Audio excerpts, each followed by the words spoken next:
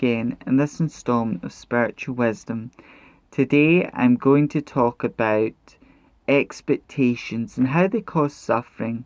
Now, when you're born into your family, certain expectations are put on you, and when you go out to society, school, everywhere puts expectations on you, and you feel you have to live up to these expectations. You don't. Part of self-love is refusing to live up to other people's expectations. And in many countries around the world where women are under the thumb or women are suppressed, for example, if you had a Muslim woman, a woman born into a Muslim family, but the religion she feels isn't in alignment with her, she's expected to follow a religion she doesn't agree with.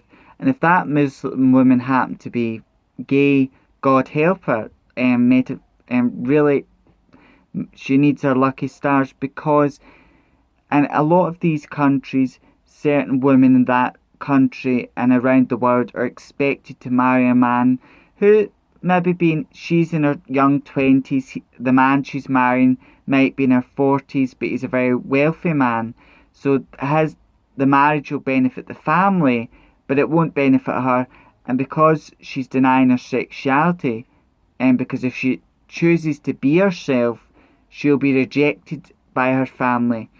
And again, even in the Western world, with Catholic families, it's the same thing. If you come out as gay or something your family doesn't approve of, and you don't live up to your family's expectations, you will be rejected and thrown out. And it shouldn't be that way, but that is the way it is. And for men in these countries as well, if you had a man who was born into a Muslim family, he was gay, and he would be living a lie, essentially. He'd go with a woman what his family wanted, and for their happiness.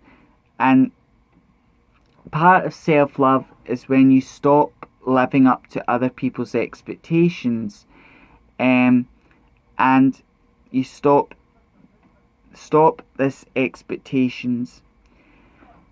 And it goes more than just accepting your sexuality, because your family expect you to be a certain way, to act a certain way.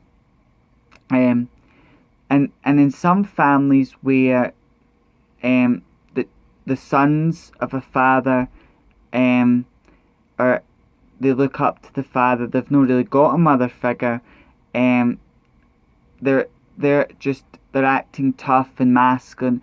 And in the Western world and around the world, many men are expected to act tough, masculine, and not show their more feminine and emotional side. And this causes a lot of suffering.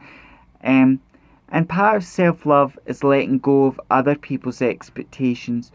And the path of self-love is the best path, but it is the hardest path, because you're saying to yourself, I respect myself, I love myself, but there are some things you have to say no to.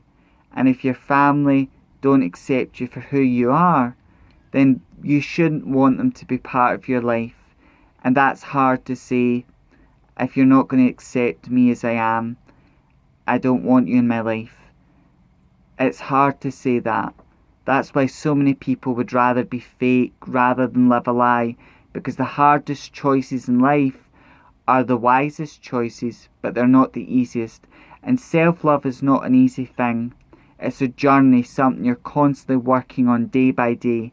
And part of it is believing in yourself, trusting in yourself, and you set standards for yourself and boundaries for yourself if you love yourself.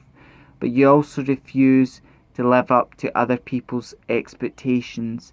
And remember, you should believe in yourself, wish for yourself to do well, but don't live up to the expectations society's put on you. And always look, if you have expectations on yourself, are they really your expectations, or are they someone else's? And chances are, if you do shadow work like me, you'll find the expectations you have for yourself, they're not really your expectations, they're someone else's. And let go of expectations. And that's hard, but it's the wisest thing. And remember, if you're a parent or if I had children my own, I'd accept them as they are, and I'd love them unconditionally. And unconditional love is exactly that. You can't say, well, you're my son, but I don't love you because you're gay. But love is unconditional, and a parent's love is meant to be unconditional. And you can't say, well, you don't follow the religion of our family, so we don't want anything to do with you. That's not unconditional love. Unconditional love is respecting someone for who they are, their interests, and respecting them. That is what it simply is. And you want to love yourself unconditionally. And remember, love yourself, and everything else in your life will fall into place. Anyway, until the next installment of Spiritual Wisdom, may meet, may part, and may meet again. Blessed be.